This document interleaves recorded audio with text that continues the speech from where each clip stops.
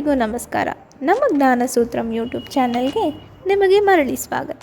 ಕಳೆದ ವಿಡಿಯೋದಲ್ಲಿ ನಾವು unit 9 people development and environment ಬಗ್ಗೆ ಸ್ಟಾರ್ಟ್ ಮಾಡಿದ್ವಿ.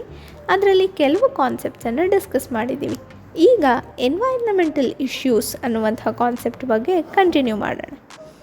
ಮೊದಲನೇದಾಗಿ ಈ ಎನ್ವೈರ್ನಮೆಂಟಲ್ ಇಶ್ಯೂಸನ್ನು 3 ರೀತಿಯಾಗಿ ಡಿವೈಡ್ ಮಾಡ್ಬೋದು. ಒಂದು ಲೋಕಲ್ ಇಶ್ಯೂಸ್, ಇನ್ನೊಂದು ರೀಜನಲ್ ಇಶ್ಯೂಸ್, ಮೂರನೇದು ಗ್ಲೋಬಲ್ ಇಶ್ಯೂಸ್. ಮೊದಲನೇದಾಗಿ ಲೋಕಲ್ ಇಶ್ಯೂಸ್ ಯಾವುದ್ಯಾವುದು ಅಂತ ನೋಡೋಣ. ಲೋಕಲ್ ಇಶ್ಯೂಸ್ ಯಾವುದ್ಯಾವುದು ಅಂತ ಅಂದರೆ ಲ್ಯಾಂಡ್ ಫಿಲ್ ಪಲ್ಯೂಷನ್, ಅಂದರೆ municipal waste management, drinking water quality ಮತ್ತು ಲೋಕಲ್ ನಾಯ್ಸ್ ಪೊಲ್ಯೂಷನ್, ಇದೆಲ್ಲನೂ ಲೋಕಲ್ ಇಶ್ಯೂಸ್ ಆಗಿದೆ. ಇದರ ಇಂಪ್ಯಾಕ್ಟ್ ಏನಾಗುತ್ತೆ ಅಂತ ಅಂದರೆ ಇರುವಂಥ ರೆಸಿಡೆಂಟ್ಸ್ನ ಹೆಲ್ತ್ ಮೇಲೆ ಡೈರೆಕ್ಟ್ ಇಂಪ್ಯಾಕ್ಟ್ ಆಗುತ್ತೆ, ವಿಜುವಲ್ ಬ್ಲೈಟ್ ಆಗುತ್ತೆ, ಈ ಒಂದು ಕಸ ಜಾಸ್ತಿ ಹಾಕೋದ್ರಿಂದ ಓಡರ್ ಪ್ರಾಬ್ಲಮ್ಸ್ ಆಗುತ್ತೆ, ಗ್ರೌಂಡ್ ವಾಟರ್ ಕಂಟ್ಯಾಮಿನೇಟ್ ಆಗುತ್ತೆ.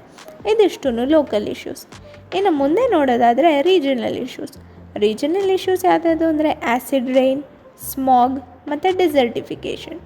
ಇದರ ಇಂಪ್ಯಾಕ್ಟ್ ಏನು ಅಂತ ಅಂದರೆ ಇದು ಮಲ್ಟಿಪಲ್ ಸಿಟೀಸ್ ಅಥವಾ ಮಲ್ಟಿಪಲ್ ಸ್ಟೇಟ್ಸ್ ಮೇಲೆ ಅಫೆಕ್ಟ್ ಮಾಡುತ್ತೆ. ತುಂಬ ಮಲ್ಟಿ ಸ್ಟೇಟ್ ಕೋಆಪ್ರೇಷನ್ ಬೇಕಾಗುತ್ತೆ ಈ ಥರದ ರೀಜನಲ್ ಪ್ರಾಬ್ಲಮ್ಸನ್ನು ಸರಿ ಮಾಡೋದಕ್ಕೆ. ಆ್ಯಸಿಡ್ ರೈನ್ ಅನ್ನುವಂಥದ್ದು ಫಾರೆಸ್ಟ್ನ ಡ್ಯಾಮೇಜ್ ಮಾಡುತ್ತೆ, ಎಕ್ವಾಟಿಕ್ ಲೈಫನ್ನು ಡ್ಯಾಮೇಜ್ ಮಾಡುತ್ತೆ. ಹಾಗೆ ಸ್ಮಾಗ್ ಯಾವಾಗಲೂ ರೆಸ್ಪಿರೇಟರಿ ಇಲ್ನೆಸ್ಸನ್ನು ತಂದುಕೊಡುತ್ತೆ. ಇದಿಷ್ಟು ರೀಜನಲ್ ಪ್ರಾಬ್ಲಮ್ಸ್. ಇನ್ನು ಮುಂದಿನದು ಗ್ಲೋಬಲ್ ಇಶ್ಯೂಸ್. ಗ್ಲೋಬಲ್ ಇಶ್ಯೂಸ್ ಯಾವುದು ಅಂದರೆ ಕ್ಲೈಮೇಟ್ ಚೇಂಜ್, ಆಲ್ರೆಡಿ ನಾವು ಡಿಸ್ಕಸ್ ಮಾಡಿದ್ವಿ. ಲಾಸ್ ಆಫ್ ಬಯೋಡೈವರ್ಸಿಟಿ ಆಗಿರಬಹುದು, ಪಲ್ಯೂಷನ್ ಆಗಿರಬಹುದು, ಓಝೋನ್ ಲೇಯರ್ ಡಿಪ್ಲೀಷನ್ ಆಗಿರಬಹುದು, ಇದೆಲ್ಲ ಗ್ಲೋಬಲ್ ಇಶ್ಯೂಸ್ ಆಗಿದೆ. ಇದರ ಇಂಪ್ಯಾಕ್ಟ್ ಏನು ಅಂತ ಅಂದರೆ ಎಂಟೈರ್ ಪ್ಲ್ಯಾನೆಟಿಗೆ ಇದು ಅಫೆಕ್ಟ್ ಮಾಡುತ್ತೆ.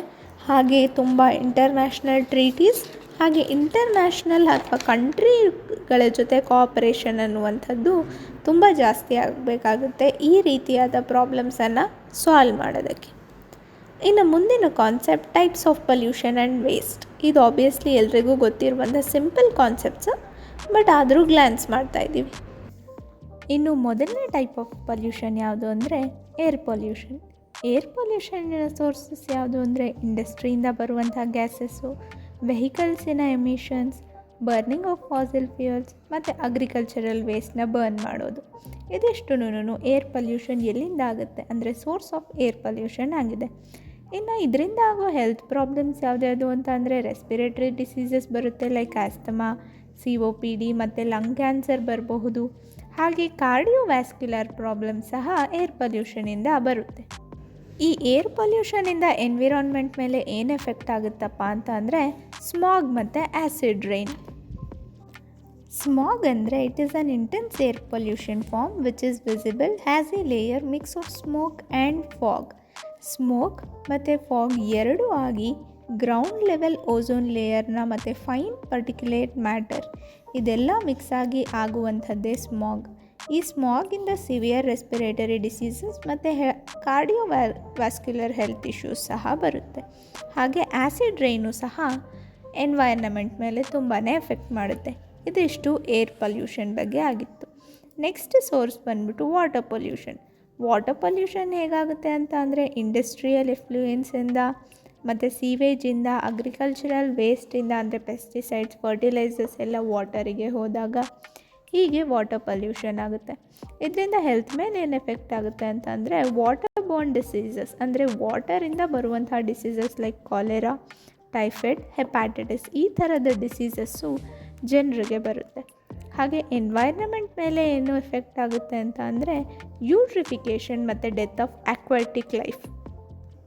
ಯೂಟ್ರಿಫಿಕೇಷನ್ ಅಂತ ಅಂದರೆ it is a process where lakes, rivers ಮತ್ತು ಕೋಸ್ಟಲ್ ಏರಿಯಾ ಅಂದರೆ ಕಂಪ್ಲೀಟ್ ವಾಟರ್ ಬಾಡೀಸೂ ನ್ಯೂಟ್ರಿಯೆಂಟ್ಸಿಂದ ಎಕ್ಸೆಸಿವ್ ಆಗಿ ಎನ್ರಿಚ್ ಆಗುತ್ತೆ. ಅಂದರೆ ನೈಟ್ರೋಜನ್ ಮತ್ತು ಫಾಸ್ಫರಸ್ ಈ ಎರಡು ನ್ಯೂಟ್ರಿಯೆಂಟ್ಸು ವಾಟರ್ ಲೆವೆಲಲ್ಲಿ ತುಂಬಾ ಜಾಸ್ತಿ ಆದಾಗ ಈ ಪ್ರೋಸೆಸನ್ನು ಯೂಟ್ರಿಫಿಕೇಷನ್ ಅಂತ ಹೇಳಿ ಕರಿತೀವಿ. ಇದರಿಂದ ಏನಾಗುತ್ತೆ ಅಂತ ಅಂದರೆ ಆಕ್ವಾಟಿಕ್ ಲೈಫ್ ಅಂದರೆ ವಾಟರಲ್ಲಿ ಇರುವಂತಹ ಬೇರೆ ಫಿಶಸ್ಸು ಮತ್ತು ಇನ್ನೂ ಲಿವಿಂಗ್ ಥಿಂಗ್ಸಿಗೆ ಇದು ಎಫೆಕ್ಟ್ ಮಾಡುತ್ತೆ. ಇದು ವಾಟರ್ ಪೊಲ್ಯೂಷನ್ ಬಗ್ಗೆ ಆಗಿತ್ತು. ಮುಂದೆ ಸಾಯಿಲ್ ಪೊಲ್ಯೂಷನ್. ಸಾಯಿಲ್ ಪೊಲ್ಯೂಷನ್ ಹೇಗಾಗುತ್ತೆ ಅಂತ ಇಂಡಸ್ಟ್ರಿಯಲ್ ವೇಸ್ಟಿಂದ ಮತ್ತು ಎಕ್ಸೆಸಿವ್ ಯೂಸ್ ಆಫ್ ಫರ್ಟಿಲೈಸರ್ಸ್ ಮತ್ತು ಪೆಸ್ಟಿಸೈಡ್ಸ್ ಹಾಗೆ ಇಂಪ್ರಾಪರ್ ಡಿಸ್ಪೋಸಲ್ ಆಫ್ ಸಾಲಿಡ್ ಅಂದರೆ ಡೇಂಜರಸ್ ವೇಸ್ಟನ್ನು ಸಾಯಿಲಿಗೆ ಕೆಳಗಡೆ ನೆಲಕ್ಕೆ ಹಾಕೋದ್ರಿಂದ ಸಾಯಿಲ್ ಪೊಲ್ಯೂಷನ್ ಆಗುತ್ತೆ. ಇದರಿಂದ ಇಂಪ್ಯಾಕ್ಟ್ ಏನಾಗುತ್ತೆ ಅಂತಂದರೆ ಕ್ರಾಪ್ ಈಲ್ಡ್ ಕಡಿಮೆ ಆಗುತ್ತೆ, ಅಂದರೆ ಬೆಳೆ ಇಳುವರಿ ಕಡಿಮೆ ಆಗುತ್ತೆ, ಸಾಯಿಲ್ ಇನ್ಫರ್ಟೈಲ್ ಆಗುತ್ತೆ, ಮತ್ತು ಕಂಟ್ಯಾಮಿನೇಷನ್ ಆಫ್ ಫುಡ್ ಚೈನಿನ ಪ್ರತಿಯೊಂದು ಪ್ರೋಸೆಸ್ ಸ್ಟಾಪ್ ಆಗುತ್ತೆ. ಇದಿಷ್ಟು ಬಂದು ಸಾಯಿಲ್ ಪೊಲ್ಯೂಷನ್ ಬಗ್ಗೆ ಆಗಿತ್ತು. ಮುಂದೆ noise pollution. Loud mics, traffics, construction ನಡೀತಾ ಇರುವಂತಹ ಸೌಂಡು, ಇಂಡಸ್ಟ್ರಿಯಲ್ ಆ್ಯಕ್ಟಿವಿಟೀಸ್, ಇದೆಲ್ಲದರಿಂದ ನಾಯ್ಸ್ ಪೊಲ್ಯೂಷನ್ ಆಗುತ್ತೆ. ನಾಯ್ಸ್ ಪೊಲ್ಯೂಷನಿನ ಇಂಪ್ಯಾಕ್ಟ್ ಏನು ಅಂತ ಅಂದರೆ ಹಿಯರಿಂಗ್ ಲಾಸ್, ಮತ್ತು ಹೈ BP ಆಗ್ಬೋದು, ಸ್ಲೀಪ್ ಡಿಸ್ಟರ್ಬೆನ್ಸಸ್ ಆಗ್ಬೋದು, ಮತ್ತು ಹೈ ಸ್ಟ್ರೆಸ್ ಕ್ರಿಯೇಟ್ ಆಗ್ಬೋದು. ಇದಿಷ್ಟು ನಾಯ್ಸ್ ಪೊಲ್ಯೂಷನ್ ಬಗ್ಗೆ. ಮುಂದೆ ಸಾಲಿಡ್ ವೇಸ್ಟ್ ಎಲ್ಲಿಂದ ಬರುತ್ತೆ ಅಂದರೆ ಮುನ್ಸಿಪಲ್ ಟ್ರ್ಯಾಶಿಂದ, ಅಂದರೆ ಮುನ್ಸಿಪಲ್ ವೇಸ್ಟಿಂದ, ಮತ್ತು ಕಮರ್ಷಿಯಲ್ ಆ್ಯಕ್ಟಿವಿಟೀಸ್ ನಡೆದಾಗ ಬರುವಂಥ ವೇಸ್ಟನ್ನು they'll call it as commercial debris. And ಇದರಿಂದ ಏನು ಇಂಪ್ಯಾಕ್ಟ್ ಆಗುತ್ತೆ ಅಂತಂದರೆ ಲ್ಯಾಂಡ್ ಮೇಲ್ ಪೊಲ್ಯೂಷನ್ ಆಗುತ್ತೆ, ಬ್ರೀಡಿಂಗ್ ಗ್ರೌಂಡ್ ಫಾರ್ ಪೆಸ್ಟ್ಸ್, ಮತ್ತು ಮೀಥೇನ್ ಗ್ಯಾಸ್ ರಿಲೀಸ್ ಆಗುತ್ತೆ. ಇದಿಷ್ಟು ಸಾಲಿಡ್ ವೇಸ್ಟ್ ಬಗ್ಗೆ. ಇನ್ನು ಲಿಕ್ವಿಡ್ ವೇಸ್ಟ್ ಎಲ್ಲಿಂದ ಬರುತ್ತೆ ಅಂದರೆ ಇಂಡಸ್ಟ್ರಿಯಲ್ ಡಿಸ್ಚಾರ್ಜಿಂದ, ಸೀವೇಜ್ ಅಥವಾ ವೇಸ್ಟ್ ವಾಟರಿಂದ ಈ ಲಿಕ್ವಿಡ್ ವೇಸ್ಟ್ ಅನ್ನೋದು ಬರುತ್ತೆ. ಇದರಿಂದ ವಾಟರ್ ಪೊಲ್ಯೂಷನ್ ಆಗುತ್ತೆ, ಹಾಗೆ ಗ್ರೌಂಡ್ ವಾಟರ್ ಕಂಟ್ಯಾಮಿನೇಷನ್ ಸಹ ಆಗುತ್ತೆ. ಇನ್ನು 7th ಟೈಪ್ ಆಫ್ ಪೊಲ್ಯೂಷನ್ ಬಂದು ಬಯೋಮೆಡಿಕಲ್ ವೇಸ್ಟ್ ಎಲ್ಲಿಂದ ಬರುತ್ತೆ ಅಂದರೆ ಹಾಸ್ಪಿಟಲ್ಸಿಂದ, ಲ್ಯಾಬ್ಸಿಂದ, ಅಂದರೆ ಅಲ್ಲಿ ಯೂಸ್ ಮಾಡಿರೋ ನೀಡಲ್ಸು, ಟಿಶ್ಯೂಸು, ಬ್ಯಾಂಡೇಜಸ್ಸು, ಇದೆಲ್ಲನೂ ಬಯೋಮೆಡಿಕಲ್ ವೇಸ್ಟ್ ಅಂತ ಹೇಳಿ ಕ್ಯಾಟಗರೈಸ್ ಮಾಡ್ಬೋದು. ಇದು ಏನು ಮಾಡುತ್ತೆ ಅಂದರೆ ಇನ್ಫೆಕ್ಷನ್ನ ಸ್ಪ್ರೆಡ್ ಮಾಡುತ್ತೆ, ಹಾಗೆ ಡಿಸೀಸನ್ನು ಸ್ಪ್ರೆಡ್ ಮಾಡುತ್ತೆ. ಇದಕ್ಕೂ ಎನ್ವೈರ್ನಮೆಂಟಲ್ಗೂ ಸಹ ತುಂಬಾ ಡೇಂಜರಸ್ ಆಗಿರುತ್ತೆ. ಇನ್ನು 8th ಟೈಪ್ ಬಂದುಬಿಟ್ಟು ಹಜಾರ್ಡಸ್ ವೇಸ್ಟ್ ಅಂದರೆ ಡೇಂಜರಸ್ ವೇಸ್ಟ್, ಅಂದರೆ ಕೆಮಿಕಲ್ ಬ್ಯಾಟ್ರೀಸ್ನ ಎಸೆಯೋದು, ಸಾಲ್ವೆಂಟ್ಸ್, ರೇಡಿಯೋ ಆ್ಯಕ್ಟಿವ್ ಮೆಟೀರಿಯಲ್ಸ್, ಈ ಥರ ಕೆಮಿಕಲ್ ರಿಲೇಟೆಡ್ ಮಟೀರಿಯಲ್ಸ್ನ ಡಿಸ್ಕಾರ್ಡ್ ಮಾಡಿದಾಗ ಆಗುವಂಥದ್ದೇನೇ ಹಜಾರ್ಡಸ್ ವೇಸ್ಟ್. ಇದರಿಂದ ಏನಾಗುತ್ತೆ ಅಂದರೆ ಸಿವಿಯರ್ ಎನ್ವೈರ್ನಮೆಂಟಲ್ ಡ್ಯಾಮೇಜ್ ಆಗುತ್ತೆ.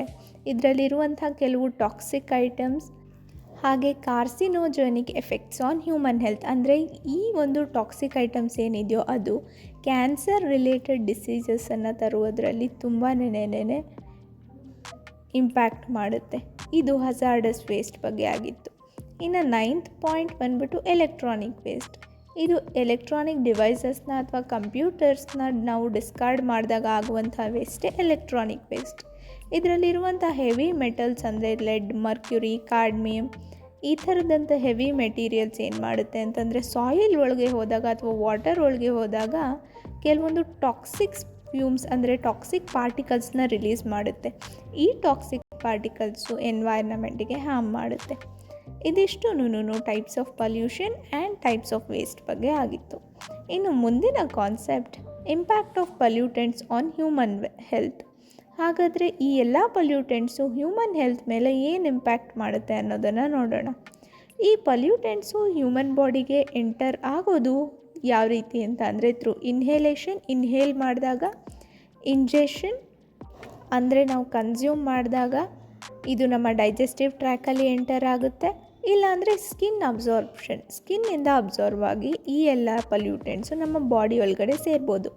ಇದು ಯಾವ ರೀತಿಯಾದಂಥ ಎಫೆಕ್ಟ್ ಮಾಡುತ್ತೆ ಅಂತ ಅಂದರೆ ನಂಬರ್ 1 ಪಾರ್ಟಿಕಲ್ಸಿಂದ ನೋಡೋದಾದರೆ ರೆಸ್ಪಿರೇಟರಿ ಡಿಸೀಸಸ್ ಆಗ್ಬೋದು, ಕಾರ್ಡಿಯೋವ್ಯಾಸ್ಕ್ಯುಲರ್ ಡಿಸೀಸಸ್ ಇದರಿಂದ ಬರುತ್ತೆ. ರೆಸ್ಪಿರೇಟರಿ ಡಿಸೀಸಸ್ ಲೈಕ್ ಅಸ್ತಮಾ ಆಗಿರಬಹುದು, ಕ್ರಾನಿಕ್ ಅಬ್ಸ್ಟ್ರಕ್ಟಿವ್ ಪಲ್ಮನರಿ ಡಿಸೀಸ್ ಅಂದರೆ COPD, ಬ್ರಾಂಕೈಟಿಸ್ ಅಥವಾ ಲಂಗ್ ಕ್ಯಾನ್ಸರ್ ಸಹ ಬರಬಹುದು. ಇನ್ನು cardiovascular issues like heart attacks, strokes ಇದು ಸಹ ಈ ಪಾರ್ಟಿಕಲ್ಸ್ ಎಂಟ್ರಿ ಆಗೋದ್ರಿಂದ ಬರ್ಬೋದು. ಇನ್ನು ಓಝೋನಿಂದ ಆದರೆ ಲಂಗ್ ಇರಿಟೇಷನ್ ಸ್ಟಾರ್ಟ್ ಆಗುತ್ತೆ, ಮತ್ತು reduce lung function, lung infection ಅನ್ನುವಂಥದ್ದು ತುಂಬಾ ಜಾಸ್ತಿ ಆಗುತ್ತೆ. ಲೆಡ್ ಅಥವಾ ಹೆವಿ ಮೆಟಲ್ಸಿಂದ ನರ್ವ್ಸ್ ಡ್ಯಾಮೇಜ್ ಆಗ್ಬೋದು, ಕ್ಯಾನ್ಸರ್ ಅಟ್ಯಾಕ್ ಸಹ ಆಗ್ಬೋದು. ಪೆಸ್ಟಿಸೈಡ್ಸ್, ಇನ್ಸೆಕ್ಟಿಸೈಡ್ಸಿಂದ ನಮ್ಮ ಡೈಜೆಸ್ಟಿವ್ ಸಿಸ್ಟಮ್ ಹಾಳಾಗುತ್ತೆ, ಹಾಗೆ ಬಾಡಿ ಒಳಗಡೆ ಕೆಮಿಕಲ್ಸ್ ಈಸಿಯಾಗಿ ಎಂಟರ್ ಆಗುತ್ತೆ, ನರ್ವ್ ಸಿಸ್ಟಮ್ ಡ್ಯಾಮೇಜ್ ಆಗುತ್ತೆ, ಕ್ಯಾನ್ಸರ್ ರಿಸ್ಕು ಸಹ ಇರುತ್ತೆ. ಇನ್ನು ನಾಯ್ಸಿಂದ ಆದರೆ ಸ್ಟ್ರೆಸ್ ಕ್ರಿಯೇಟ್ ಆಗುತ್ತೆ, ಸ್ಲೀಪ್ ಡಿಸ್ರಪ್ಷನ್ ಆಗುತ್ತೆ ಮತ್ತು ಹಿಯರಿಂಗ್ ಡ್ಯಾಮೇಜ್ ಆಗುತ್ತೆ. ಇದೆಷ್ಟು impact of pollutants on human health. ಇವತ್ತಿನ ವಿಡಿಯೋದಲ್ಲಿ ನಾವು ಎನ್ವೈರ್ನಮೆಂಟಲ್ ಇಶ್ಯೂಸ್ ಮತ್ತು ಟೈಪ್ಸ್ ಆಫ್ ಪಲ್ಯೂಷನ್ ಬಗ್ಗೆ ಡಿಸ್ಕಸ್ ಮಾಡಿದ್ದೀವಿ. ಮುಂದಿನ ವಿಡಿಯೋದಲ್ಲಿ ನ್ಯಾಚುರಲ್ ಆ್ಯಂಡ್ ಎನರ್ಜಿ ರಿಸೋರ್ಸಸ್ ಬಗ್ಗೆ ಹಾಗೆಯೇ ನಾನ್ ರಿನ್ಯೂವೇಬಲ್ ಎನರ್ಜಿ ರಿಸೋರ್ಸಸ್ ಬಗ್ಗೆ ಡಿಸ್ಕಸ್ ಮಾಡ್ತೀವಿ. ಈ ವಿಡಿಯೋ ಏನಾದರೂ ಇಷ್ಟ ಆಗಿದ್ದರೆ ಲೈಕ್ ಮಾಡಿ, KCET ಪ್ರಿಪೇರ್ ಆಗ್ತಾ ಇರೋ ನಿಮ್ಮ ಫ್ರೆಂಡ್ಸಿಗೆ ಶೇರ್ ಮಾಡಿ, ಹಾಗೆ ಸಬ್ಸ್ಕ್ರೈಬ್ ಆಗೋದನ್ನು ಮರಿಬೇಡಿ. Thank you.